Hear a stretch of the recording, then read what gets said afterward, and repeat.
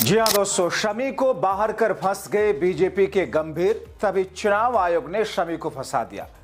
आखिर कौन करा रहा है ये खेला? बड़ा खुलासा।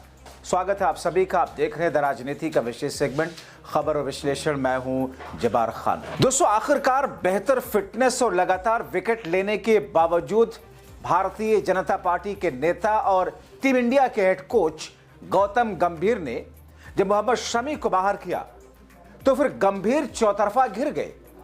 मगर इसी बीच में किसके इशारे पर चुनाव आयोग ने मोहम्मद शमी को फंसा दिया, विस्तार से आपको बताते हैं।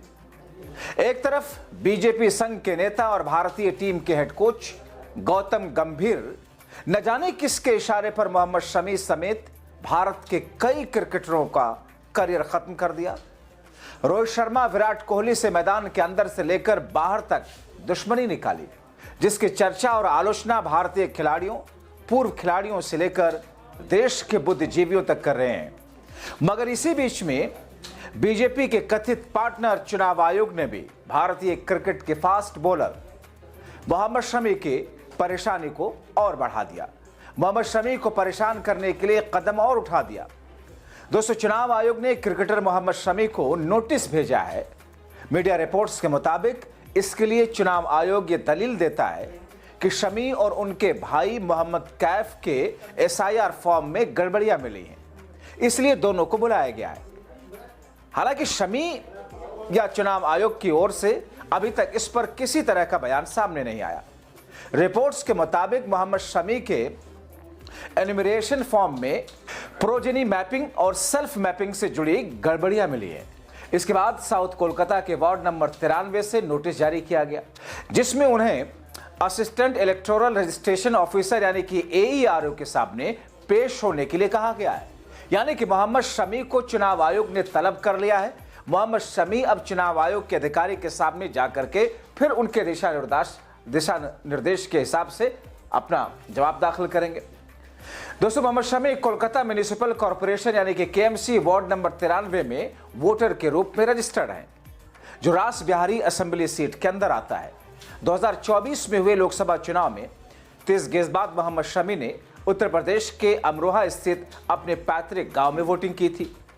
पश्चिम बंगाल में स्पेशल इंटेंसिव रिवीजन यानी कि SIR के बाद 16 दिसंबर को बंगाल की ड्राफ्ट वोटर लिस्ट पब्लिश हुई, जिसमें 58.21 लाख लोगों के नाम काट दिए गए और इसके बाद दावा, आपत्ति और सुनवाई की प्रक्रिया चल रही है। दोस्तों, इकोनॉमिक्स टाइम्स की रिपोर्ट के मुताबिक मोहम्मद शमी आज की तय हियरिंग में शामिल नहीं हो सके। वो इन दिनों विजय हजारे ट्रॉफी में राजकोट में बंगाल को रिप्रेजेंट कर रहे हैं। शमी की अगली सुनवाई 9 से 11 जनवरी के बीच होनी है। मोहम्मद शमी को 11 जनवरी से शुरू हो रही न्यूजीलैंड के खिलाफ 3 वनडे और 5 T20 मैचों की सीरीज में चुना नहीं गया, और जिसको लेकर सिर्फ एक ही नहीं, लगातार आप देखिए मोहम्मद शमी को किस तौर पर दरकिनार किया जाता रहा टीम से। पहले ऐसी खबरें आई कि साहब उनकी फिटनेस ठीक नहीं, फिर उसके बाद में मोहम्मद शमी की फिटनेस, लगातार बॉलिंग, मैचों में जिताने की कोशिश और फिर उनकी विकेट टेकिंग वाली एबिलिटी जो लगातार उन्हें विकेटें दिला रही है, उसकी वजह से गौतम गंभीर निशाने पर थे। और गौतम गंभीर सिर्फ मोहम्मद शमी के मामले को लेकर के घिरे नहीं थे, बल्कि विराट कोहली के साथ में विवाद जिस अंदाज का हुआ, रोहित शर्मा और विराट कोहली के करियर को खत्म करने के पीछे मोहम्मद शमी का नाम सामने आया। कई सारे लोगों ने खुलेआम इस बात को लेकर के आरोप लगाए। बहुत सारे लोग ये कहते हैं कि चूंकि बीजेपी और जनसंघ के नेता है गंभीर, पूर्व सांसद हैं दिल्ली में, इस दिल्ली से वो सांसद चुने गए थे और अब वो जबकि हेड कोच की पोजीशन पर हैं, दूसरी तरफ BCCI के सचिव रहे हैं जय शाह, जो अमित शाह के बेटे हैं, इस वक्त ICC के चेयरमैन हैं। तो ऐसे में कहीं ना कहीं राजनीति को भी अभी क्रिकेट के मैदान में घुसेड़ करके एक तरीके से मोहम्मद शमी जैसे लोगों के करियर को या विरोधियों के करियर को खत्म किया जा रहा है। दोस्तों, आप देखें, मोहम्मद शमी ने पिछले साल टखने की सर्जरी कराई थी। उसके बाद उनके दाएं घुटने में दर्द होने लगा, इस वजह से उन्हें भारत ऑस्ट्रेलिया दौरे के लिए नहीं चुना गया। ये बात कह करके शमी ने आखिरी टेस्ट मैच ऑस्ट्रेलिया के खिलाफ इंग्लैंड में खेला था। 2023 में वर्ल्ड टेस्ट चैंपियन के फाइनल के लिए भारतीय टीम में चुना गया था। अब दोस्तों, TMC चुनाव आयोग पर SIR के नाम पर लोगों को परेशान करने का आरोप लगा रही है। ममता बनर्जी ने मुख्य चुनाव आयुक्त को पत्र लिखा। मुख्यमंत्री ममता बनर्जी ने चुनाव आयोग पर बिना प्लान के गलत एसआईआर करने का आरोप लगाते हुए कई सारे हमले किए। मुख्यमंत्री ने मांग की कि अगर राज्य की मांगे पूरी नहीं हुई, एसआईआर प्रोसेस को सस्पेंड कर दिया जाए। दोस्तों, कई लोग ये कह रहे हैं कि पहले शमी को बीजेपी नेता और हेड कोच गंभीर ने टीम से बाहर का रास्ता दिखाया। अब बीजेपी के इशारे पर चुनाव आयोग शमी को परेशान कर रहा है। दोस्तों, बड़ा हास्यास्पद था गंभीर गैंग का शमी की फिटनेस पर सवाल उठाकर उनको टीम से बाहर का रास्ता दिखाने के लिए मौका तलाशना। लेकिन जैसे ही उन्होंने मोहम्मद शमी को इग्नोर किया, गौतम गंभीर भारतीय जनता पार्टी के नेता और भारतीय क्रिकेट टीम के हेड कोच चौतरफा घिर गए। पूर्व क्रिकेटर, मौजूदा वक्त के कई क्रिकेटर्स, कमेंटेटर ने गौतम गंभीर को निशाने पर लिया। मगर इस बीच में भारत के पूर्व ऑलराउंडर इरफान पठान ने जिस तरीके से गौतम गंभीर के ऊपर सवाल खड़े किए, वो इस वक्त चर्चा का विषय है। भारत के पूर्व ऑलराउंडर इरफान पठान ने तेज गेंदबाज मोहम्मद शमी की फिटनेस को लेकर उठ रहे सवालों पर सख्त आपत्ति जताई। इरफान ने कहा, शमी वापसी के बाद अब तक 200 ओवर गेंदबाजी कर चुके हैं। ऐसे में फिटनेस पर सवाल करना इस समझ से परे है। उन्हें अब इसे साबित करने की जरूरत नहीं है। अब इससे ज्यादा सुधार और क्या चाहिए? ये तो सिर्फ चयन समिति ही जानती है। अगर मैं शमी की जगह होता तो आईपीएल में जाकर नया गेंद संभालता और ऐसा प्रदर्शन करता कि सबको जवाब मिल जाए।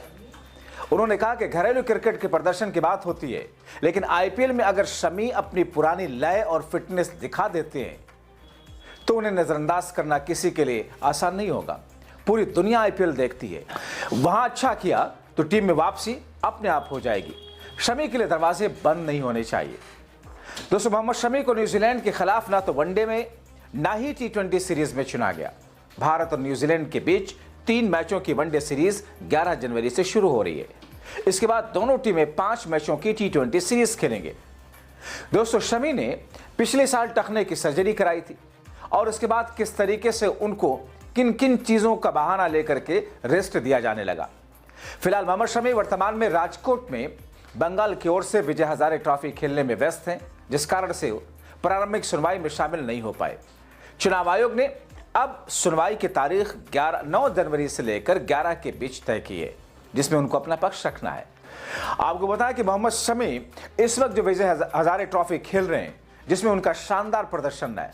हाल में जब न्यूजीलैंड के खिलाफ वनडे सीरीज के लिए टीम का चयन हुआ तो माना जा रहा था उन्हें जरूर जगह मिलेगी, लेकिन चयनकर्ताओं ने, या फिर यूं कहें कि गंभीर की पसंद वो नहीं बन सके। 34 वर्षीय मोहम्मद शमी घरेलू क्रिकेट में लगातार बेहतरीन गेंदबाजी कर रहे हैं, विकेटें ले रहे हैं। बावजूद इसके गौतम गंभीर और उनके साथ के लोग या फिर सिलेक्शन बोर्ड मोहम्मद शमी की तरफ देख नहीं रहा।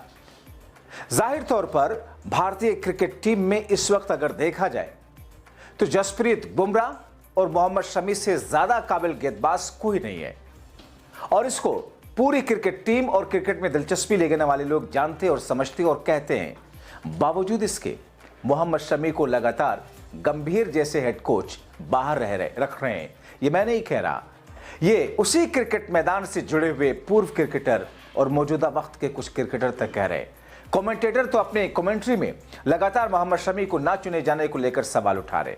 मगर अब दोस्तों, चुनाव आयोग ने जिस तरीके से मोहम्मद शमी को तलब किया है, इसीलिए बंगाल में कहा जा रहा है और मौजूदा वक्त में विपक्षी नेताओं से लेकर के कार्यकर्ता और आम लोग, क्रिकेट के फैंस ये कह रहे हैं कि मोहम्मद शमी को परेशान करने का क्या ये कोई दूसरा तरीका ढूंढ लिया गया है। आपको क्या लगता है? अपनी राय कमेंट बॉक्स में जरूर लिखें। अभी के लिए इतना ही। अंत तक वीडियो देखने के लिए शुक्रिया।